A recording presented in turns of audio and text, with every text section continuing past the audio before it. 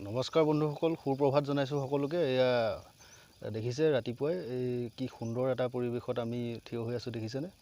এই ঠাইডোখৰ আপোনালোকে চাওকচোন, কি সুন্দৰভাৱে সৰল গছসমূহ শাৰী শাৰীকৈ থিয় হৈ আছে কাষে কাষে, ৰাস্তা দুই কাষে। চাওকচোন বাৰু, ব'লক আমি এতিয়া আগবাঢ়োঁ আগলৈ।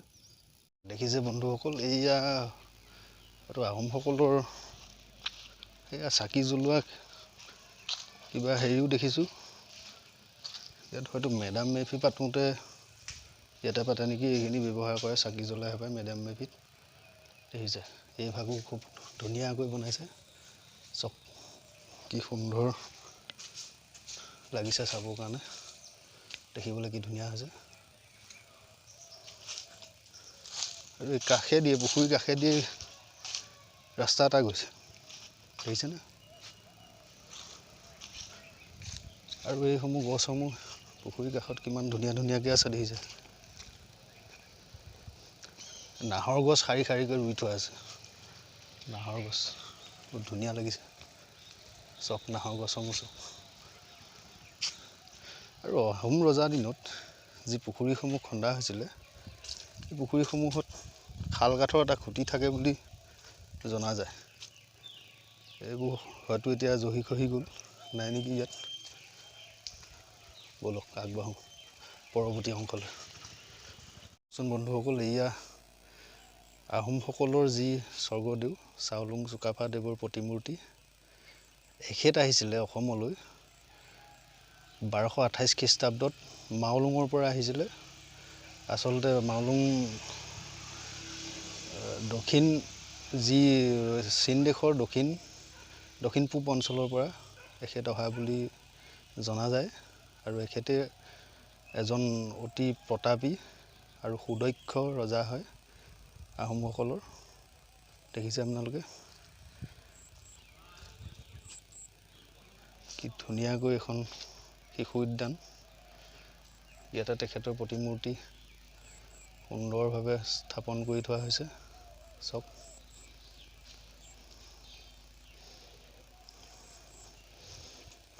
ব'লক এতিয়া আমি পৰৱৰ্তী অংশলৈ আগবাঢ়োঁ ভিডিঅ'টো। এয়া যি নামটি দৌল আপোনালোকে দেখিছেনে? এয়া চাওক, যিসকলে আহিছেতো দেখিছে, নহাসকলে নাই দেখা। নামটিৰ যি পুখুৰীৰ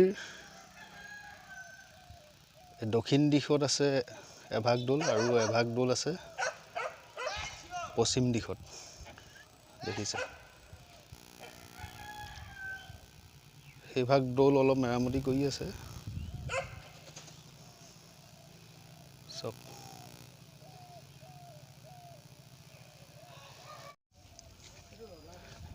হয়, সেয়া হয়। চাওক বন্ধুসকল, এয়া আহিছোঁ আমি এতিয়া। ৰাস্তাটো ঠিক আমি পশ্চিমলৈ সোমাই আহিছোঁ পূবৰ পৰা, আৰু ৰাস্তাটোৰ সোঁ দিশত আছে সেয়া দেৱী দৌল, আৰু বাওঁ দিশত আছে এয়া বিষ্ণু দৌল। চাওকচোন, আচল দুভাগ দৌল আছে ইয়াতে। এয়াই হ'ল বিষ্ণু দৌল। আৰু হয়তো এই গছজোপি বেলগছেই হয়, বেলগছজোপি বহুত পুৰণা হ'ব পাৰে। ভাল লাগিছে গছজোপি, চাওক বহুত পুৰণা দিনীয়া গছ। আৰু এয়া আমি দৌলত আহি আগৰখিনিত আহি চাইছোঁহি, চাওকচোন। এই অংশটো আচলতে জগমোহন অংশ কয়, দৌলৰ আগৰ অংশটো জগমোহন অংশ, দেখিছে? আৰু এই অংশটি দৌল ভাগি এতিয়া আমাৰ পূবফালে আছে। সম্পূৰ্ণ আমাৰ হিন্দু মানুহৰ ৰীতি নীতিয়ে পূবফালে দৌল ভাগি আছে, এইফালে জগমোহন অংশ লগত লাগি আছে, দেখিছে কি ধুনীয়া, চাওকচোন। আৰু এইসমূহ ঠাইত হয়তো ভাস্কৰ্য স্থাপত্য আছিলে, কিন্তু এতিয়া হয়তো সেইসমূহ নষ্ট হৈ গৈছে। সেয়া ইয়াত দেখিছে কি ধুনীয়াকৈ এইসমূহ জেগাত ভাস্কৰ্য স্থাপত্য আছিলে চব। এইসমূহ জেগাত। কিন্তু এতিয়া কালৰ গতিত হয়তো নাইকিয়া হৈ গৈছে চব। এয়া ধুনীয়াকৈ ফুল কটা আছে, দেখিছে? পদুম ফুলৰ আৰ্হিত এয়া ফুল কটা আছে। এয়া দুভাগ খুঁটাৰ কি ধুনীয়া সুন্দৰকৈ মাজৰ দুই চাইডে দুভাগ খুঁটা আছে, দেখিছেনে? ওপৰত সেয়া পদুম ফুলৰ লেখীয়া কটা আছে চব। এইখিনি ইমান ধুনীয়া লাগিছে। এইসমূহত হয়তো ভাস্কৰ্য স্থাপন কৰা আছিলে আগতে। সেইসমূহ এতিয়া হয়তো প্ৰাকৃতিক দুৰ্যোগ, ৰ'দ বতাহ বৰষুণত হয়তো নোহোৱা হৈ গৈছে, বিনষ্ট হৈছে। চাওক এয়া এইসমূহ জেগা।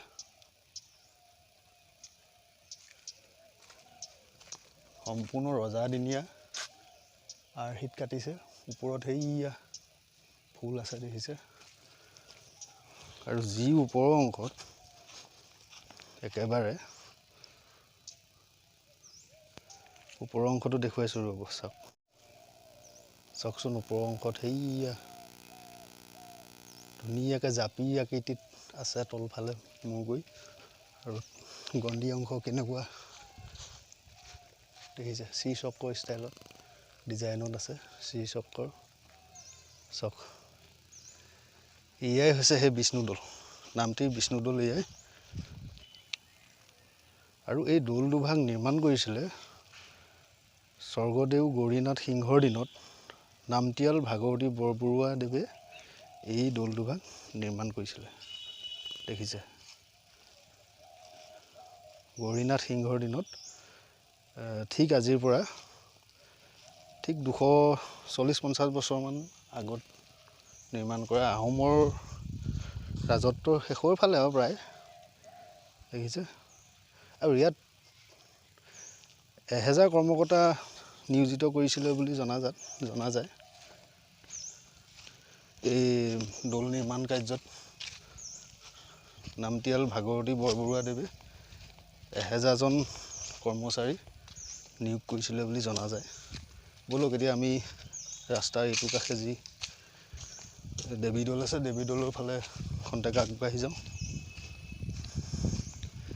এই দেৱীদৌলো সেই একেজন খনিকে নিৰ্মাণ কৰা, দেখিছে? আৰু আমাৰ যি পুৰাতত্ত্ব বিভাগ আছে, পুৰাতত্ত্ব বিভাগৰ দাদাহঁতে কাম কৰি আছে, ইয়াতে মেৰামতি কৰি আছে। প্ৰায় সেই যি বিষ্ণুদৌল ভাগ মেৰামতি কৰি হৈছে, এতিয়া দেৱীদৌলত মেৰামতি কৰি আছে এখেতলোকে, দেখিছে? আৰু ভিতৰতো কাম কৰি আছে চব। প্ৰথম আমি ভিতৰৰ পৰাই আহোঁ বোলো, হয় নেকি? এনেই অকণমান চাম।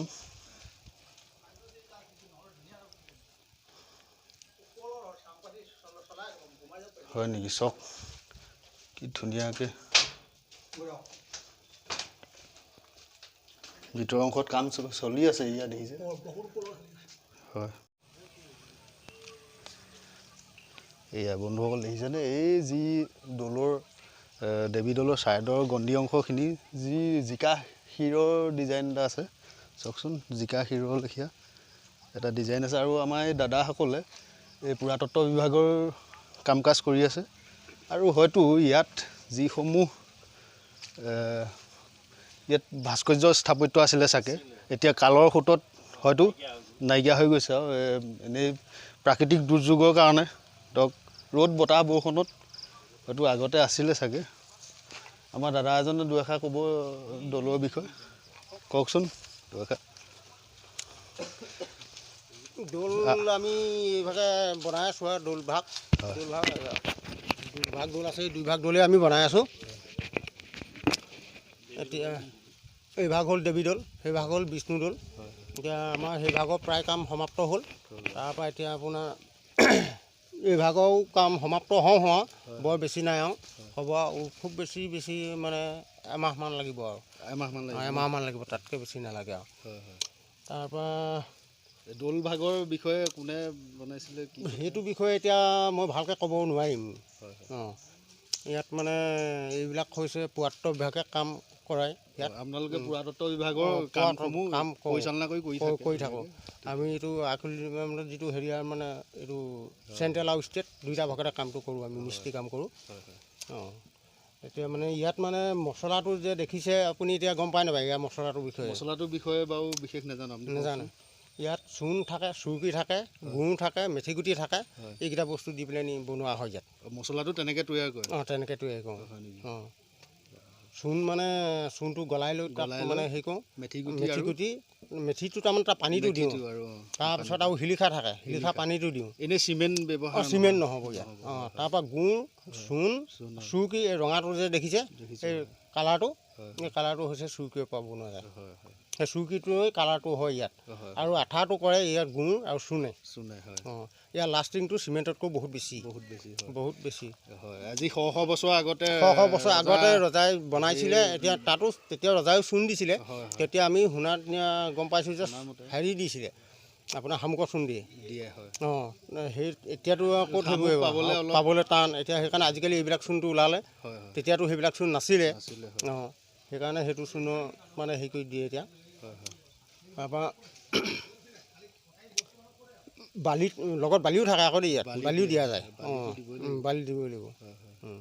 এতিয়া আগত এতিয়া বনাইছিলে ৰজাত মানে ধৰি লওক বৰালি মাছ, হাঁহ কণী এইবিলাক কিবা কিবি দিছিলে। আজিকালি মানুহে সিমান বস্তু খাবলৈকে পোৱা নাই। এতিয়া ইয়াত দোলত ক'ত দিব? সেইকাৰণে ৰিচাৰ্চ কৰি পেলাই চালে যে তাৰ নিচিনা মছলাটো বনাবলৈ লাষ্টিং কৰিবৰ কাৰণে কি কি দিলে মানে হ'ব। আৰু সেইকাৰণে পুৰাতত্ব বিভাগে এই বস্তুটো ৰিচাৰ্চ কৰি এইকেইটা বস্তু মেথিগুটি পানী আৰু বেল শিলিখা ইত্যাদি এইবিলাক বস্তু। তাৰপৰা গুড় থাকিব, চূণ থাকিব, চুৰকি থাকিব। চুৰকি মানে ইটাগুড়িটো, সেইটো মেচিনত ভাঙি পেলাই নি একদম গুড়ি কৰি পেলাই বনোৱা হয়। সেইখিনি মিশ্ৰণ সেইখিনি দেখুৱাই দিব পাৰি। আহক আমি এই মিশ্ৰণ কৰি থোৱাখিনি চাওঁচোন। এইখিনি মিশ্ৰণ কৰিছে এইখিনি। এই কি ধুনীয়াকৈ মিশ্ৰণ কৰিছে এইখিনি। মছলাটো সেই মছলাটো হয়। এতিয়া এই মছলাটো আটাইকেইটা বস্তু ইয়াত মিক্সাৰ হৈ আছে। ইয়াত বেলেগ পানী দিয়া নাযায়, অকল খালি গুড়ৰ পানীটোৱে দিয়া যায়। গুড়ৰ পানী গোটেই মছলাটো বনায় তাৰমানে। ঠিক আছে তেনে। অঁ, এইখিনি চূণ তাত এই দেখিছোঁ, এই চূণ মিশ্ৰণ কৰি থৈছে কি ধুনীয়াকৈ। চাওকচোন, এইটো ইয়াত চূণটো গলাই থৈছে। ইয়াত চালনীয়ে চাকে পেলাই সেই চূণটো ব্যৱহাৰ কৰোঁ ইয়াত। তাৰপৰা ইয়াত চুৰকিটো থাকে। চুৰকি মানে ইটাগুড়িটো তিয়াই থওঁ, তাৰপৰা উঠাই পেলাই ইয়াত দিওঁ। বন্ধুসকল, ভিডিঅ'টো আজিলৈ ইমানতে সামৰি। আপোনালোকে ভিডিঅ'টো চাই যদি ভাল পালে লাইক কৰিব, শ্বেয়াৰ কৰিব আৰু ছাবস্ক্ৰাইব কৰিব।